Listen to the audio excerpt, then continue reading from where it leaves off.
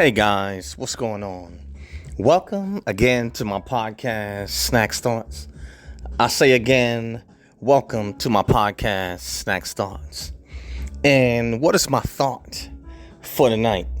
Well, I was thinking about the war between Russia and Ukraine.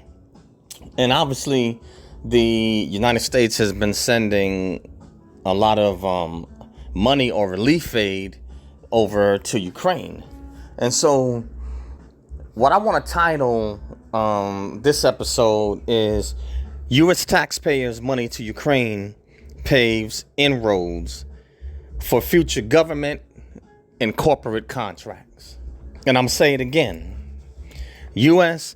taxpayer money to Ukraine paves inroads for future government and corporate contracts. And what is it that makes me come up with this particular idea? Well, it's no big secret. Everybody knows that wars make money. You know, we've seen this throughout history. You know, war is a way to stimulate an economy that is basically dying or is bleeding out. And I'm going to say it like this. They finally now are starting to confess that we're in a recession, but I'm going to call it, we are in the beginning stages of a depression. And as time goes on, I believe in 2023, you're really going to see it manifest really heavily and blatant where it can no longer be denied. You know, the layoffs have already begun. You know, the purge, retail, real estate, and then the actual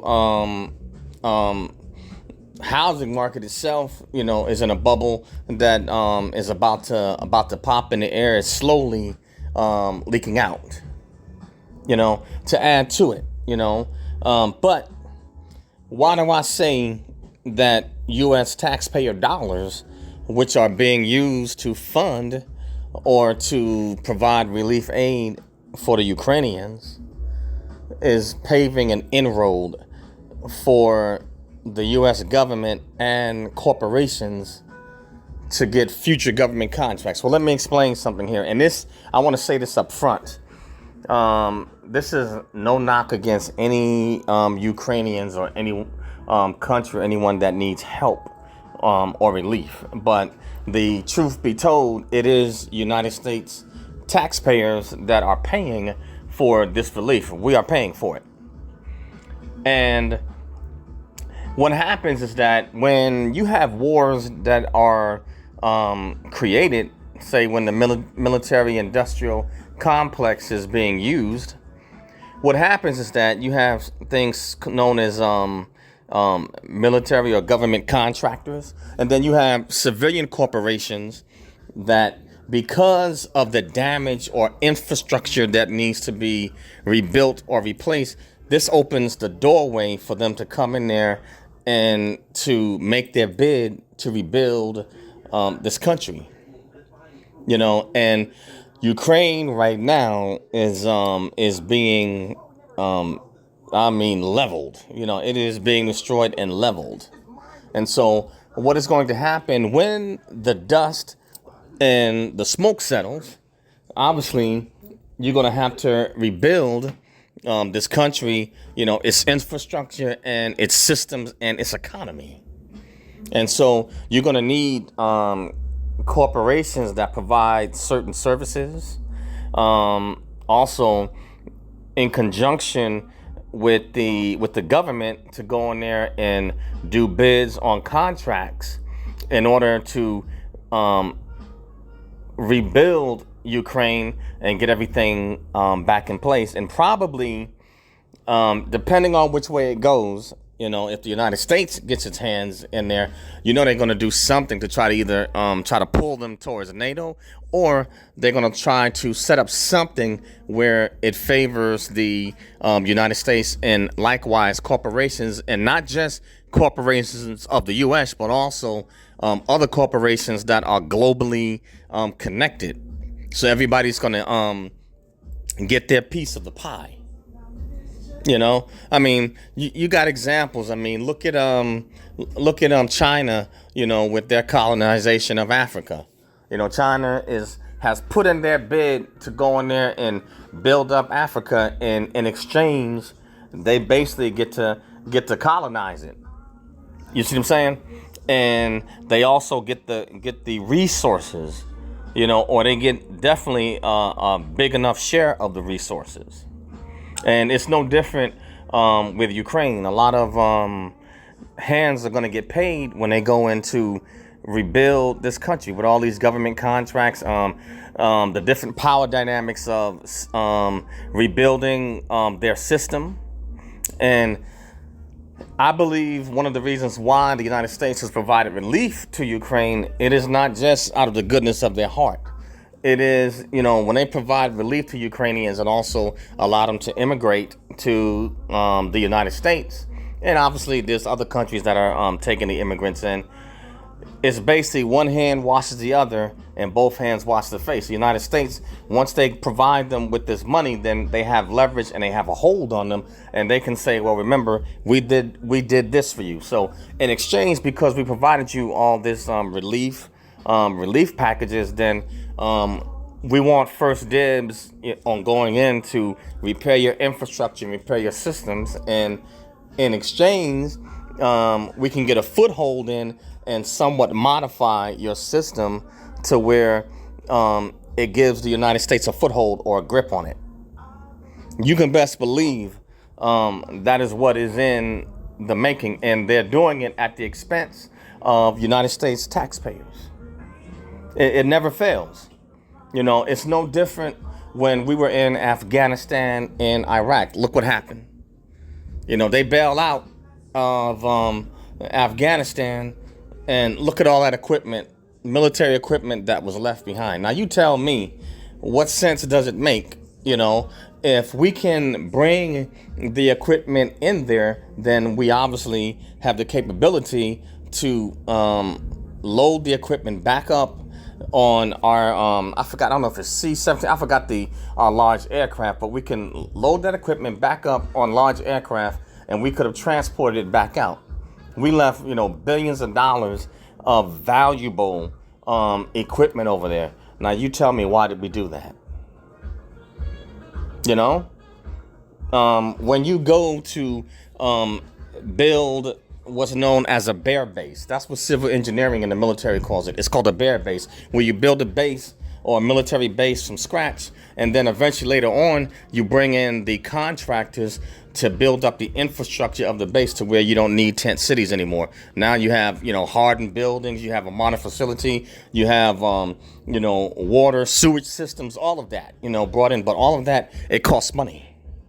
And who is it at whose expense? The government will award these contractors, or corporations, these contracts, but who's paying for it? The U.S. taxpayer pays for it, and these corporations, they take that money and then they go in there and they build up systems and infrastructures.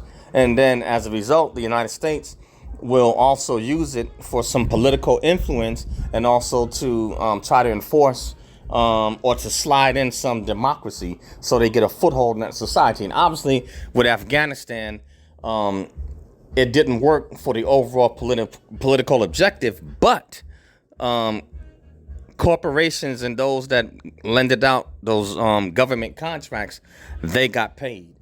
I believe in Iraq and Afghanistan at one point, on those two wars, we were spending something like, what was it? I think it was something like maybe $24 billion a month, at least. Something like $24 billion a month. That might have been just Iraq alone, or it may have been both combined. But I think we're spending something like $24 billion a month. And I had said this in other videos that we hollowed out. That is part of the reason why we're in the situation that we're in now. All those years that we kept spending that money, and we carved out and hollowed out our economy. We sucked it dry and left United States citizens hanging, killing the middle class and, obviously the poor, but definitely the middle class. While corporations and U.S. government contracts and other entities made money in other countries. And I can go on and talk about the slave labor or the low wages when these U.S. corporations move overseas, to Asia and in India, and they get the wages for cheap. You know what I'm saying? With some maybe making as much as 22 cents an hour. But I don't want to get off track. But I'm just putting something out here that makes common sense. So Ukraine is no different. They're just next up on the list. And you can best believe that these corporations and these contractors and the U.S. government, they are licking their chops and trying to figure out how they can maneuver or get a foothold. And matter of fact, they already probably got the plans already, but they're figuring out how they can maneuver and get ready to capitalize on this situation. And when the dust settles, whatever it is between Russia and Ukraine, you can best believe the United States will be in there with United States government corporations, as well as others from the West and around the world, in there making money to rebuild Ukraine.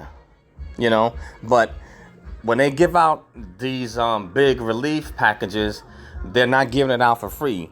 They're working everything from a power dynamic to a political agenda, and to shake hands with Zelensky and the other powers that be that really are behind Ukraine, and are saying, hey, this is what we did for you, So in exchange, this is what you give us. As the old saying goes, there is nothing free. Nothing is free. And so all this relief they're providing, what do you think is coming from? It's coming out of our pockets. And lastly, before I close out on this, if they have enough money to give all this aid to Ukraine, then why can't they do this for United States citizens? Why can't they do this and give this money to the middle class or the people that need it? You tell me. But that's all I have on this one. And the name of this podcast is Snacks Thoughts. That's SNAKZTHOUGHTS, Snacks Thoughts. And I have a YouTube channel, Eric Broadus YouTube. That's ERICBROADUS YouTube. And you can find my podcast, Snacks Thoughts, on Anchor, Spotify, Spreaker, Acast, SoundCloud, Radio PBM, Google Podcasts, iHeartRadio, iTunes, and a host of other social media outlets. So please join Snacks Thoughts and share it and push it out. And for my YouTube channel, Eric Brothers YouTube, go over there and subscribe to my YouTube channel. And any of the videos or material that you see over there, please smash the bell to become a subscriber. Like the video and share it, leave a comment, love the dialogue. If you don't like it, that's cool too. Hit the unlike button and still leave a comment. Everyone is entitled to their opinion.